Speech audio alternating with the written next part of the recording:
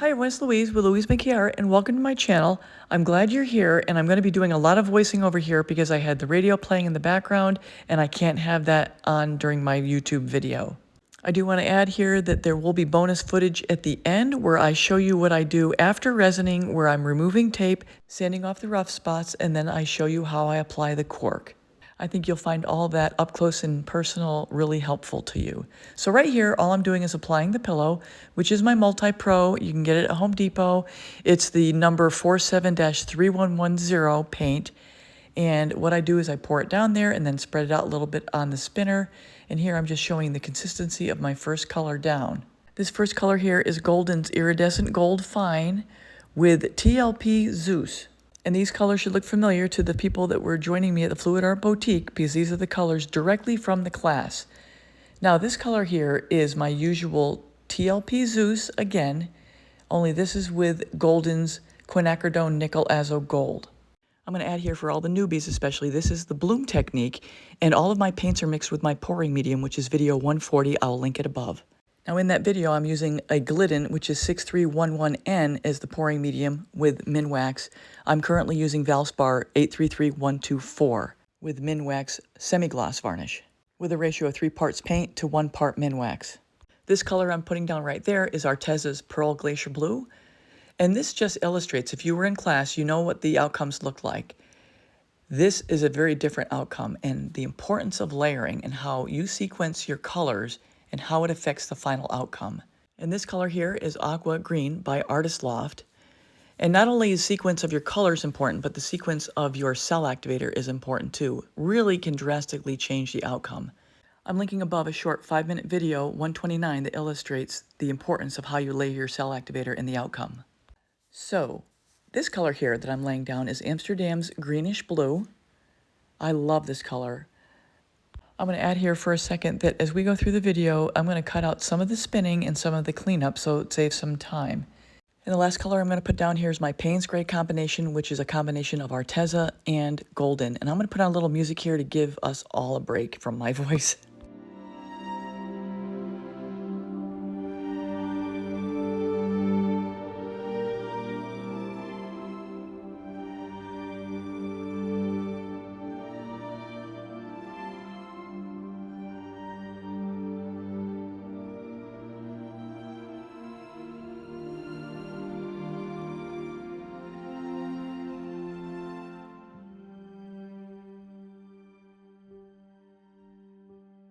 So the last colors down in a bloom technique is the cell activator, and this happens to be my Amsterdam's Titanium White, and I have a 8-minute video that shows how I mix it in the ingredients. It's video 141. I'll link it above. You always want to stir your cell activator before you lay it down, and you only need 1 little drop off the stick, and you'll start to see it haloing there. And that last color there was the Oxide Black. What I do is I blow straight down into that cell activator to start to get it to spread out. And if you're having trouble finding your mouth and your blow, leave a note in the comment because I can create a video where I have a trick to help you find this. So here I'm zooming in for a little better angle. Sorry that my head's kind of in the way, but I blow right at that line where that cell activator met the paints. And then I'm blowing that cell activator out over the top of the paints and then the paints out over the pillow, kind of skimming it across until I get the coverage I'm looking for. Now you'll note here that I didn't blow the paints out all the way to the edge because I'm going to let the spinning take care of the stretch out of the composition. What I'm doing right there is using the straw to blow into the cell activator. Because the cell activator is thickened up a little bit over the last couple weeks, I'm blowing straight down into it to help it spread so that the paints underneath can push through and create cells. That's what the cell activator is there for. Here I'm popping a couple bubbles before I get started. And then before I spin, I take that pillow that's on the edges there and I'm pulling it to the edges to spread out the paint and the composition a little bit in the pillow to the edge so that as I start to spin, the paints will have a nice smooth flow path to the sides and the edges as it starts to stretch out. I'm going to put on a little music again and come back when I need to.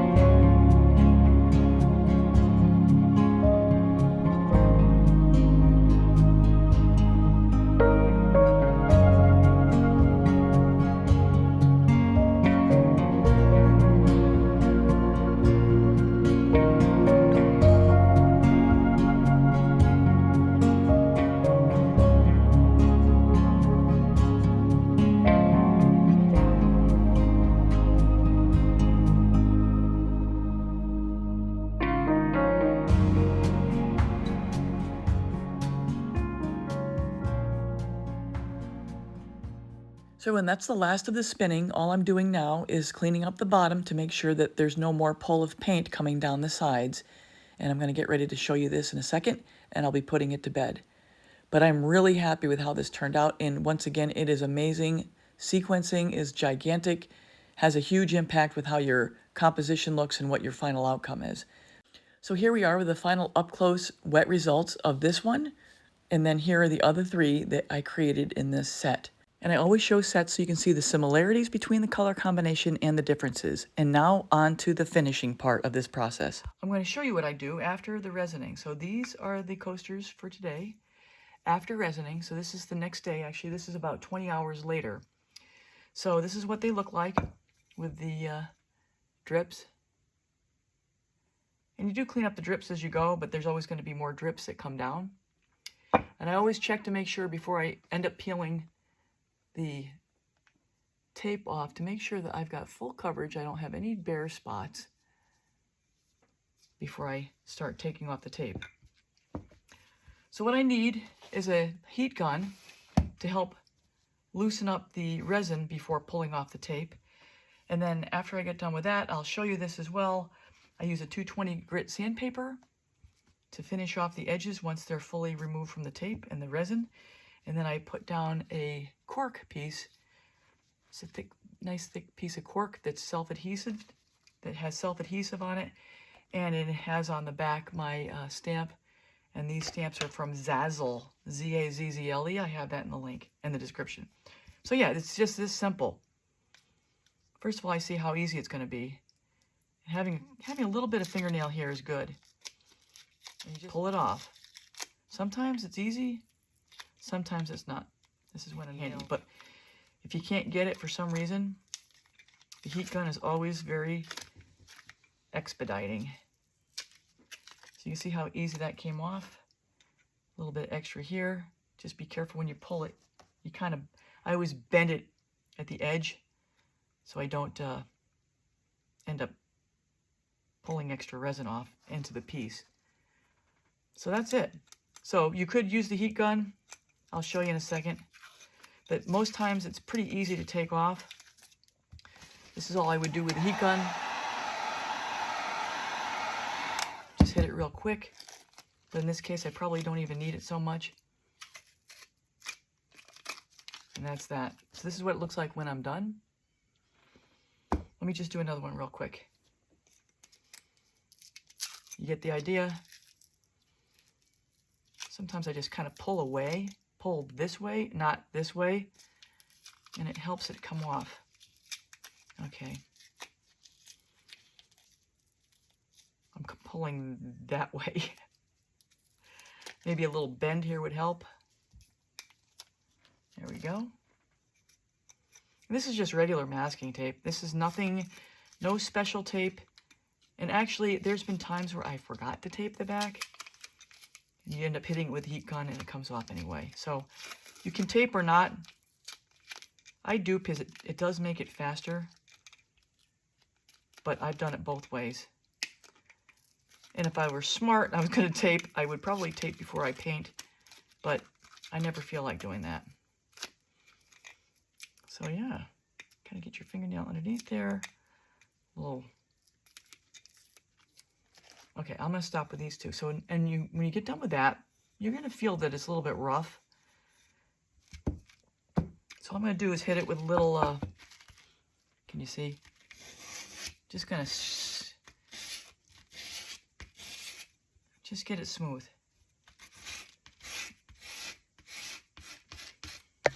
You don't want to have sharp edges.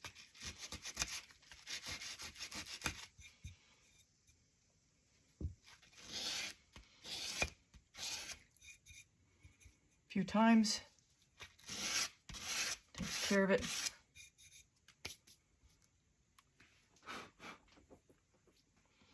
That's where we are. Double check the edge. Feels pretty good. Got a little extra there. And you see it, a little extra on there. I'm gonna scrape that off. I don't even need to do this probably, but Usually comes off pretty easy. See that? Nice and smooth.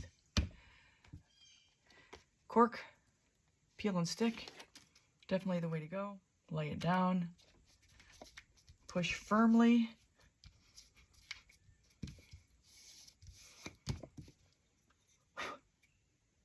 There we go. Beautiful.